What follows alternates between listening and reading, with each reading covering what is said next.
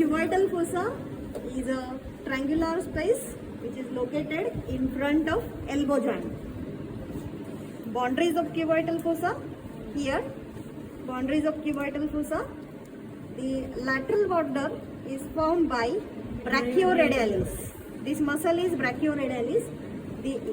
Which border of brachioradialis? Yes, medial border of brachioradialis. This is medial border of brachioradialis, which forms lateral boundary of this cubital fossa. Okay. Then next is medial border of cubital fossa, which is formed by lateral border of pronator teres. This muscle is pronator teres. Okay. This muscle is pronator teres, and this is lateral border of pronator teres. So the medial boundary of cubital fossa is formed by lateral border of pronator teres muscle. Okay. Then apex is directed downward. Apex of cubital fossa is directed downward, and it is formed by union or meeting point of brachioradialis and pronator teres. Okay. Then base of cubital fossa. Base of cubital fossa is formed by imaginary line passing through the two epicondyles of humerus. Here is medial epicondyle of humerus, and here is lateral epicondyle of humerus. So the imaginary line joining to two epicondyles of humerus forms the base of this cubital fossa. Base is directed upward. Okay. Then roof of cubital fossa. Roof is formed by here, correct? Skin, superficial fascia, deep fascia. We have removed all three structures of roof. There is one content in roof, that is bicipital aponeurosis. Here is bicipital aponeurosis. This is biceps brachii muscle, and it is inserted by two heads. There are 2 points of insertion of biceps brachii. First is bicipital aponeurosis. Bicipital aponeurosis, which is located within the roof of cubital fossa, and second insertion is bicipital tendon. We will see it later. Then there are certain structures which are located within this roof. First is cephalic vein. Here is cephalic vein. Here is cephalic vein. Then from medial side there is basilic vein, and the connecting vein to the basilic and cephalic is median cubital vein here.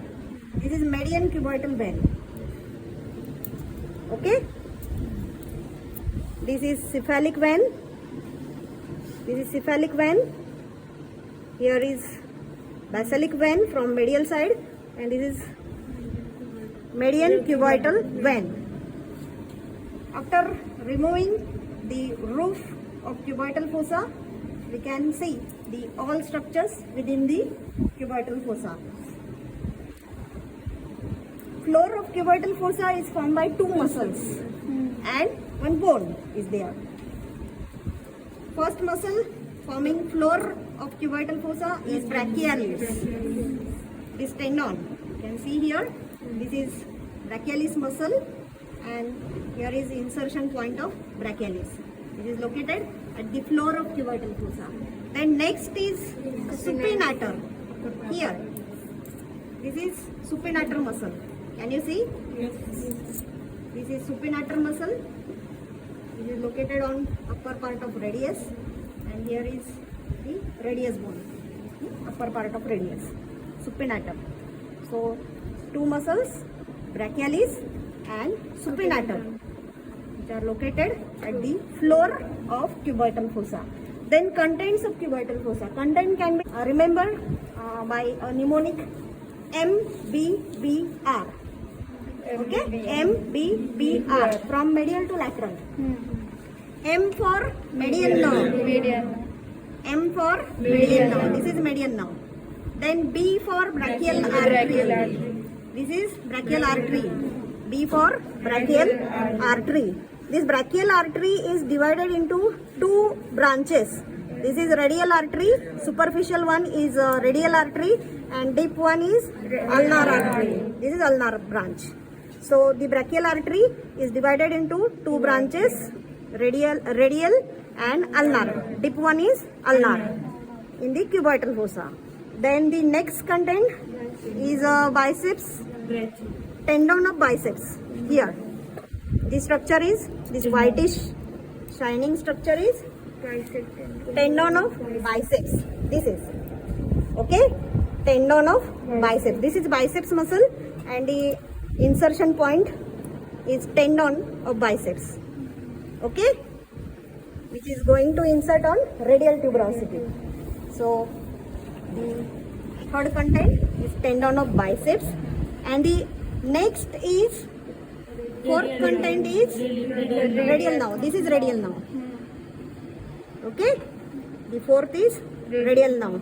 So again we will revise the contents. First is median nerve. Second is brachial artery, which is dividing into two branches, radial and ulnar arteries. And the third is tendon of biceps. This is tendon of biceps. And fourth is radial nerve. Okay, radial nerve, which is going to give interosseous branch for interosseous muscles. This is interosseous branch. Okay, then what is clinical anatomy of cubital fossa? From median cubital vein, here, from median cubital vein, we can collect blood sample. We can collect blood sample from median cubital vein, and then next is we can feel pulsations of this artery. This is brachial artery. At the time of measuring BP, we are using this artery only, brachial artery. We are tying cuff around the arm, and we can feel pulsations of this brachial artery. So this is the clinical importance of this cubital fossa. Okay, understand? Yes. This is all about the cubital fossa.